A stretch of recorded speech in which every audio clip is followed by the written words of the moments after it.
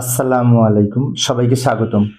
প্রিয় শিক্ষার্থী বন্ধুরা, আজকে আমি এই যে আইসিটি বিষয়ের সংখ্যা পদ্ধতির উপর ভিত্তি করে বরিশাল বোর্ড 2025 সালে যে সৃজনশীল প্রশ্নটি এসেছে, ওই প্রশ্নটির সঠিক সমাধানের চেষ্টা করব।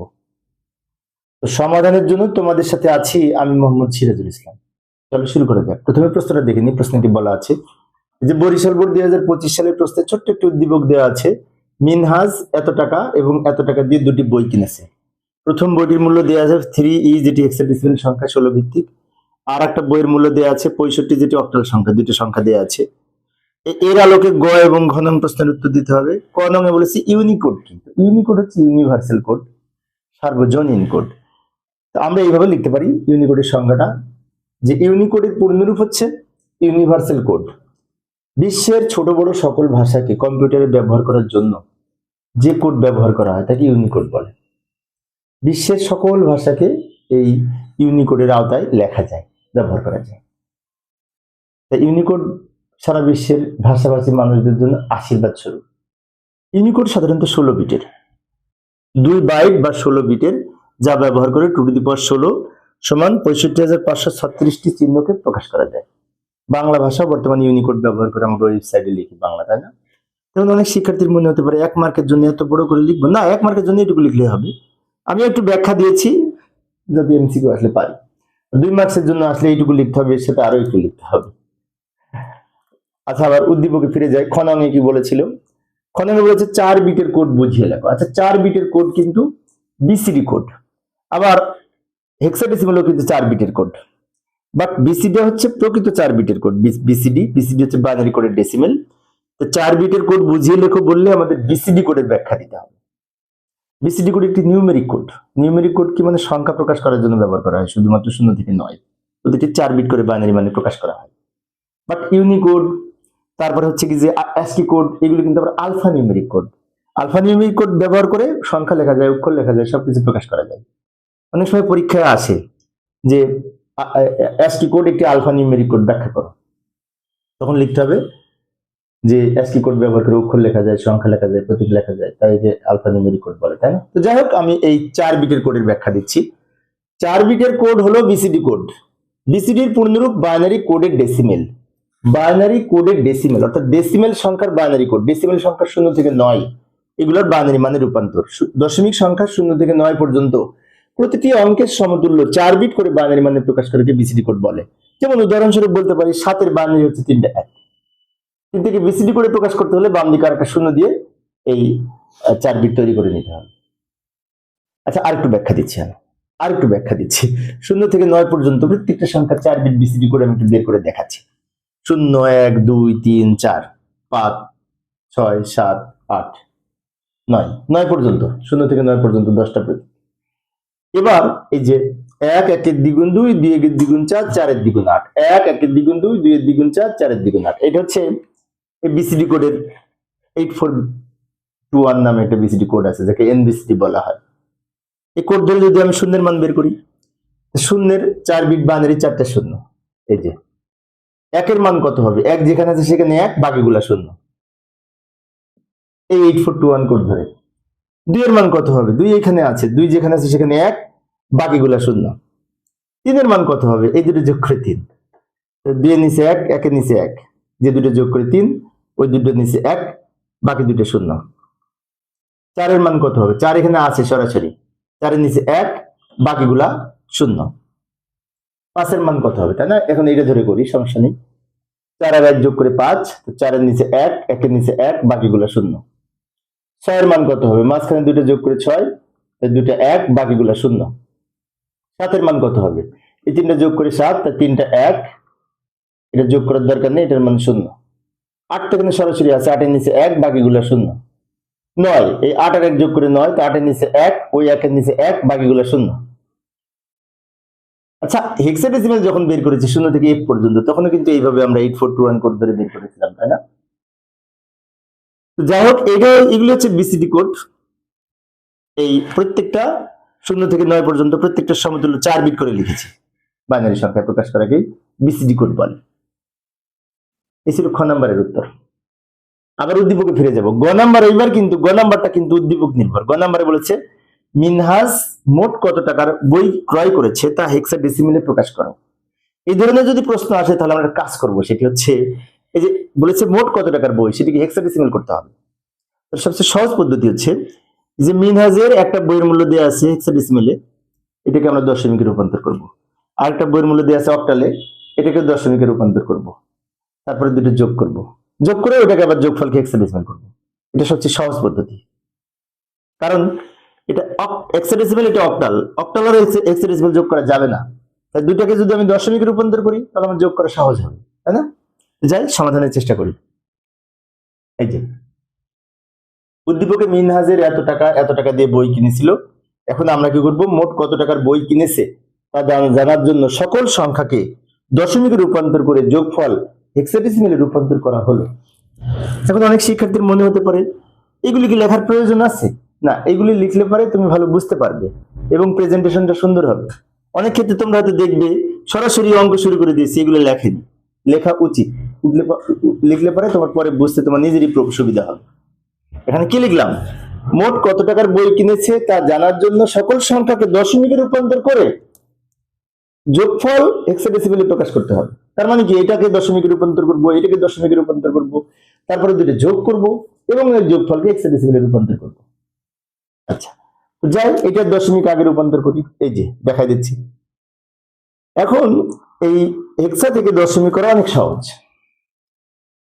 প্রথমে কি করব, এই যে আমরা এখানে একটা কাজ করতে পারি, ই এর মান যে 14 এটা লিখে রাখতে পারি। ই এর মান 14 সমান দিব 3 কে 16 দ্বারা গুণ করব, যোগ ই এর মান 14 কে 16 দ্বারা গুণ করব। এইবার এই পাওয়ার লিখবো, এখানে 0 এখানে 1, প্রত্যেকটি 16 উপর, এখানে 0 এখানে 1। এবার সরল করব, 16 কে পাওয়ার 1 করে 16, তাকে 1 3 দিয়ে গুণ করলে 16, এই সরি 3 16 48, 16 কে পাওয়ার 0 করে 1, তাকে 14 দিয়ে গুণ করলে 14, 48 আর 14 যোগ করে 62। এটা দশমিক সংখ্যা, তাই ভিত্তি 10 লিখেছি। এখানে একটা কথা বলে রাখি, আজকে আমি আমার কলেজে একাদশ শ্রেণীর খাতা দেখছিলাম, সায়েন্সের কিছু স্টুডেন্ট দেখলাম অঙ্ক করেছে, এই লাইনটা করে সরাসরি উত্তরটা লিখে রেখেছে ক্যালকুলেটরে এটা যোগ বিয়োগ করে। হ্যাঁ, তাতে উত্তর হয়েছে, কিন্তু এটা অনেক শিক্ষক যখন খাতা দেখবে তখন কিন্তু কম মার্কস দিবে, শর্টকাট করলে শর্টকাট নম্বর দিবে। সেজন্য অন্তত আমাদের এটা সমাধান করে এটা লিখবো, এটা সমাধান করে এটা লিখবো, তারপরে দুটো যোগ করে এটা লিখবো, 3টা লাইন অন্তত করবো, তাহলে বুঝতে পারবো ভালো। বিষয়টি খেয়াল রাখবো, অনেকে এত শর্টকাট করা যাবে না, অন্তত 3টা লাইন করতে হবে। আচ্ছা, এইবার আরেকটা সংখ্যা ছিল 65, যেটি হেক্সাডেসিমেল, ওইটাকেও আমরা এরকম দশমিক করার জন্য পরে পেজে যাব। এই যে 65, এটাকে যদি দশমিকে রূপান্তর করতে চাই তা বেস দিয়ে গুণ করব, 6 লিখবো, 6 কে 8 দ্বারা গুণ করব, প্লাস 5 লিখবো, 5 কে 8 দ্বারা গুণ করব। এবার পাওয়ার লিখবো 0 1। এবার আমরা সরল করব, 8 কে পাওয়ার 1 করে 8, তাকে 8 দিয়ে গুণ করলে 6 48, যোগ 8 কে পাওয়ার 0 করে 1, তাকে 5 দিয়ে গুণ করলে 5। এই 48 আর 5 যোগ করে 53 সংখ্যাটি এই দশমিক সংখ্যা। আমরা কিন্তু দুইটা সংখ্যার দশমিক মান পেয়েছি, একটা পেয়েছি 62, একটা পেয়েছি 53। এখন আমরা দুইটা কি করবো, যোগ করব, মোট মূল্য ওই 62 আর 53 যোগ করব, দুইটার বেস যেহেতু 10, এখন আমরা যোগফল এই 115 লিখলাম। আমাদের কি বলেছিল প্রশ্নে বলেছিল যোগফল হেক্সাডেসিমেলে প্রকাশ করতে। তো দুইটাকে আমরা খুব সহজেই দশমিকে রূপান্তর করলাম, 16 দিয়ে গুণ করে পাওয়ার লিখে, 8 দিয়ে গুণ করে পাওয়ার লিখে। এখন এই মোট যেটা পেলাম সেটাকে আবার হেক্সে রূপান্তর যদি করতে চাই, এটাকে 16 দিয়ে ভাগ করতে হবে, তাই না? এখানে ধরবেন আমি পরের পেজে যাচ্ছি, আমি একটু বড় করে দেখানোর জন্য আলাদা আলাদা স্লাইডে দেখাচ্ছি, তোমরা ধারাবাহিকভাবে নিচে করতে করতে চলে যাবে। এবার আসি 115 কে এখন আমরা হেক্সাডেসিমেলে রূপান্তর করব। হেক্সাডেসিমেলের বেস 16 দিয়ে ভাগ করব। 115 কে 16 দিয়ে ভাগ করলে ভাগফল কত হবে, ভাগশেষ কত হবে আমি দেখিয়ে দিলাম। এই যে এটা রাফ করলাম, গণনা করলাম, 115 কে 16 দিয়ে ভাগ করলে 7 16 112, এটা থেকে বিয়োগ করে কত 3, ভাগফল 7 ভাগশেষ 3, ভাগফল 7 ভাগশেষ 3। এই যে ভাগফল যে 7 এটা প্রথমে লিখবো, ভাগশেষ যে 3 এটা শেষে লিখবো। আবার এখানে আমরা 16 দ্বারা ভাগ করব। এখন 7 ছোট 16 বড়, 7 কে 16 দিয়ে ভাগ করা যায় না, তখন এখানে যদি 0 লিখি, ভাগফল যদি 0 হয় এই 7 ভাগশেষ হিসেবে থেকে যাবে, যেটি শেষে লিখবো। বা নিচ থেকে উপরের দিকে সাজিয়ে লিখলে উত্তর হবে 73। এই যে 73, ব্র্যাকেট দিয়ে ভিত্তি হিসেবে 16 লিখবো, কারণ এটি হেক্সাডেসিমেল সংখ্যা। এটা হচ্ছে ফাইনালি আমাদের উত্তর। বলেছিল মোট কত টাকার বই কিনেছে তা হেক্সাডেসিমেলে প্রকাশ করো। আমরা কি করলাম, সব সংখ্যাকে দশমিকে রূপান্তর করলাম, দশমিক দুইটা যোগ করে পেলাম 115, সেটাকে আবার হেক্সাডেসিমাল করলাম 16 দিয়ে ভাগ করে। এখন যদি বলতো যোগফল অক্টালে প্রকাশ করো, তাহলে কি করতাম, এই 115কে বারবার 8 দ্বারা ভাগ করতাম। যদি বলতো যোগফল বাইনারিতে প্রকাশ করো, তাহলে কি করতাম, এই সংখ্যাটাকে বারবার 2 দ্বারা ভাগ করতাম। দশমিক থেকে বাইনারি, দশমিক থেকে অক্টাল, দশমিক থেকে হেক্সাডেসিমাল, এগুলো তো আমাদের প্রথম পর্যায়ে শেখা অঙ্ক, আমরা পারি সবাই। ওকে, গ নাম্বার হলো। আবার উদ্দীপকে যাই, উদ্দীপকে গেলাম। উদ্দীপকের ঘ নামে বলেছে মিনহাজের ক্রয় করা দুটি বইয়ের পার্থক্য যোগের মাধ্যমে নির্ণয় করা সম্ভব কি, গাণিতিকভাবে বিশ্লেষণ করো। দারুণ একটি প্রশ্ন, এবং এই প্রশ্নটা কিন্তু প্রায় পরীক্ষায় এসেছে। তাহলে এটা কিভাবে করব, এটা করার জন্য সবচেয়ে সহজ পদ্ধতি হচ্ছে এই দুইটা সংখ্যাকে আমরা দশমিকে রূপান্তর করব, করে দেখব কোনটা ছোট, বড় সংখ্যা থেকে ছোট সংখ্যাটা বিয়োগ করব যোগের মাধ্যমে।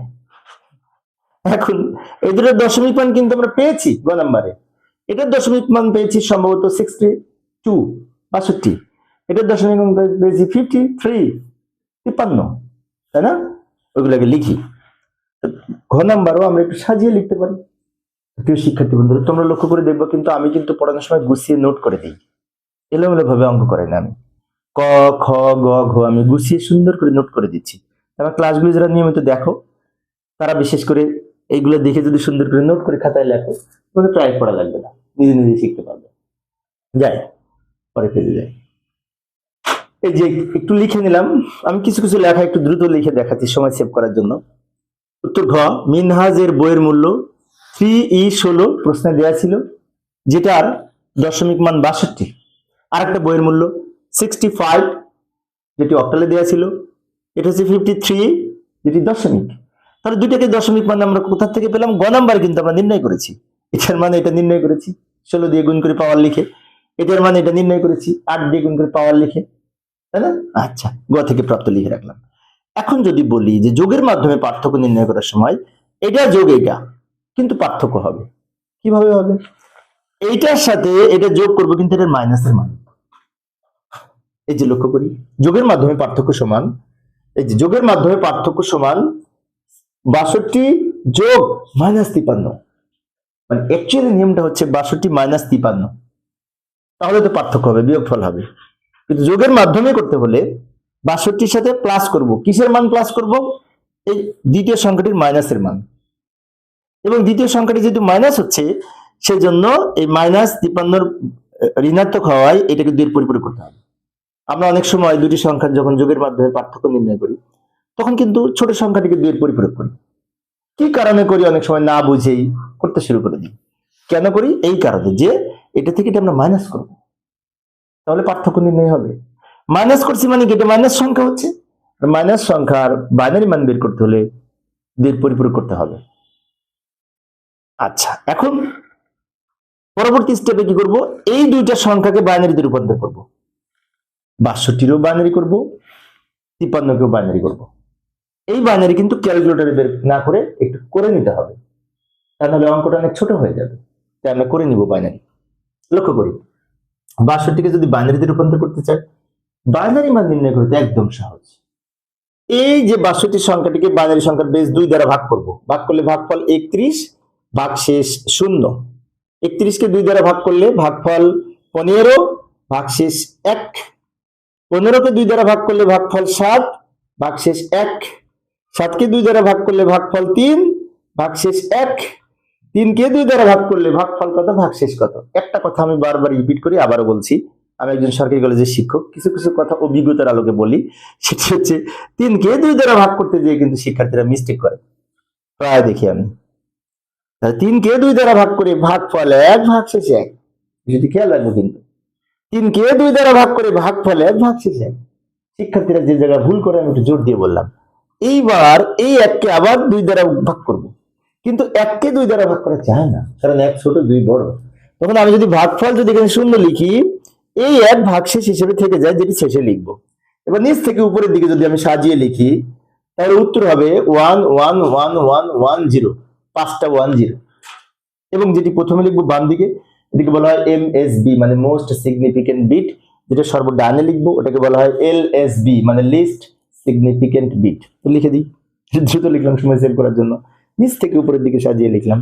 এটা হচ্ছে 62 এর বাইনারি, 62 বাইনারি। একটা সংখ্যা আছে না 53, ছোট সংখ্যা, ওটাকেও বাইনারি করতে হবে। এখন অনেক শিক্ষার্থী, এইবার আমি বলি, অনেক শিক্ষার্থী হয়তো আমাকে বলবে যে এই বাইনারি মানটা আমরা ক্যালকুলেটরে ব্যবহার করে নিতে পারি। হ্যাঁ, ওই যে কিছুক্ষণ আগে যে কথাটা বলেছি, ক্যালকুলেটরে বাইনারি মান বের করে নিতে পারি, কিন্তু অঙ্কটা ছোট হয়ে যাবে, তাতে অনেক ক্ষেত্রে মার্কস কমে যেতে পারে। সেজন্য আমরা এরকম ম্যানুয়ালি করে দেখাবো, বিষয়টি খেয়াল রাখবো। 53 এর বাইনারি মান বের করবো, আবার 2 দ্বারা ভাগ করব। 53 কে 2 দ্বারা ভাগ করলে ভাগফল 26, 26 ভাগশেষ 1। 26 কে 2 দ্বারা ভাগ করলে ভাগফল 13, ভাগশেষ 0। 13 কে 2 দ্বারা ভাগ করলে ভাগফল 6 ভাগশেষ 1। 6 কে 2 দ্বারা ভাগ করলে ভাগফল 3 ভাগশেষ 0। 3 কে 2 দ্বারা ভাগ করলে ভাগফল 1 ভাগশেষ 1। 3 কে 2 দ্বারা ভাগ করলে ভাগফল 1 ভাগশেষ 1।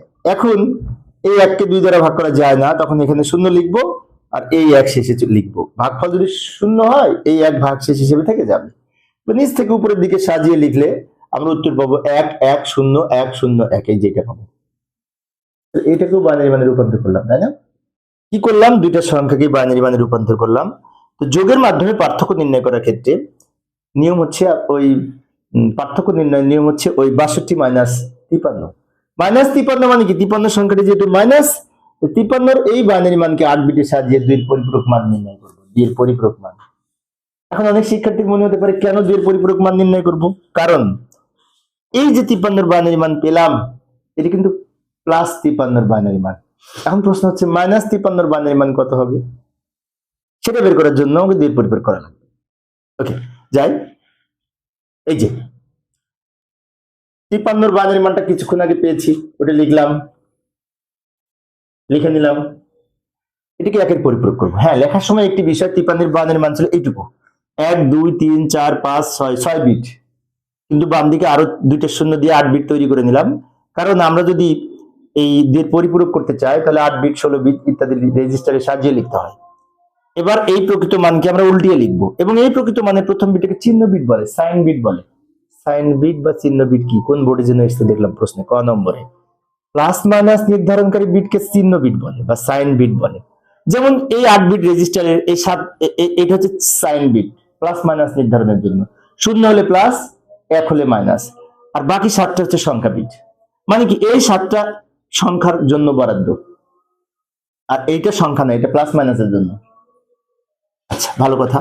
তো এখন এটাকে উল্টিয়ে লিখবো। উল্টিয়ে লিখলে এখানে 1 আছে, 1 এর পরিবর্তে 0, 0 এর পরিবর্তে 1, 1 এর পরিবর্তে 0, 0 এর পরিবর্তে 1, 1 এর পরিবর্তে 0, 0 এর পরিবর্তে 1, 1 এর পরিবর্তে 0, 0 এর পরিবর্তে 1, 0 এর পরিবর্তে 1।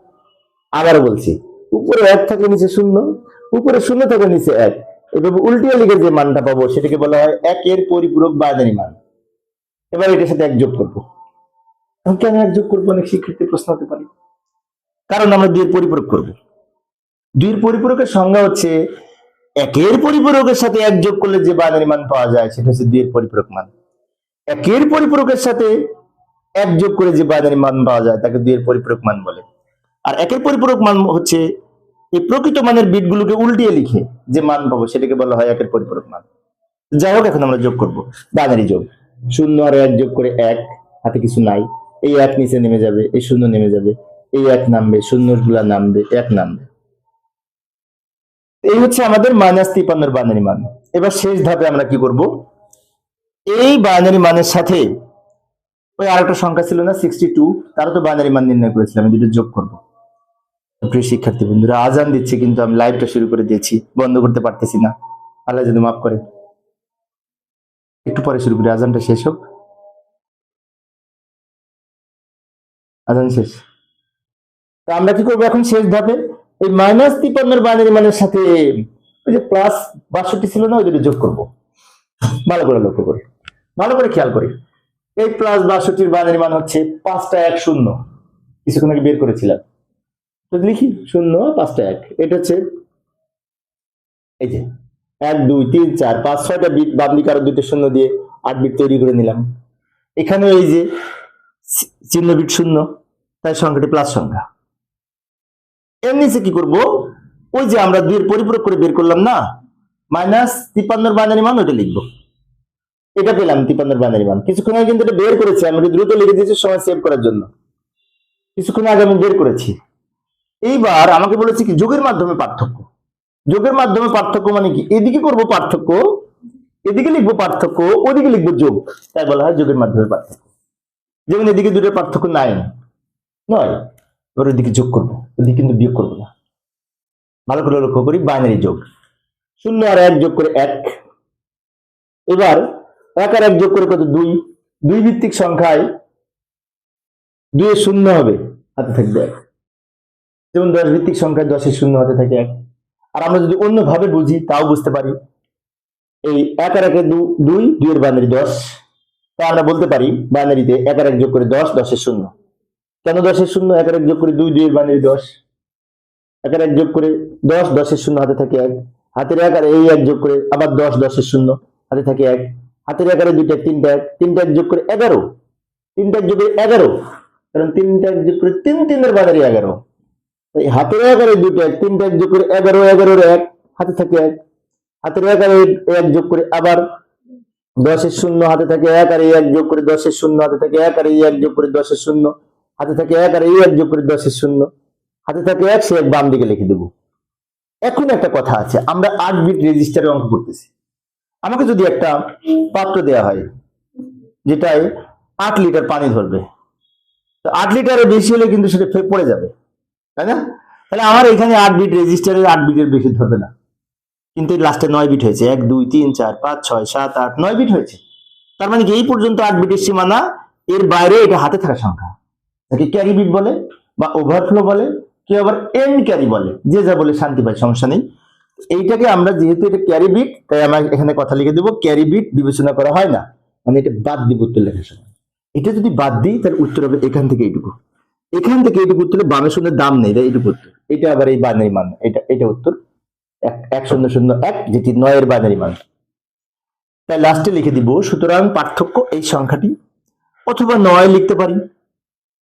এবং এই সংখ্যাটি প্লাস সংখ্যা না মাইনাস সংখ্যা সেটা বোঝার উপায় হচ্ছে, এক্ষেত্রে সংখ্যাটির চিহ্ন বিট 0, মানে এই যে সাইন বিট 0, কিন্তু সাইন বিট 0 হলে প্লাস, সাইন বিট 1 হলে মাইনাস, তাহলে সাইন বিট যেহেতু 0, তাই 9 সংখ্যাটি কিন্তু প্লাস সংখ্যা।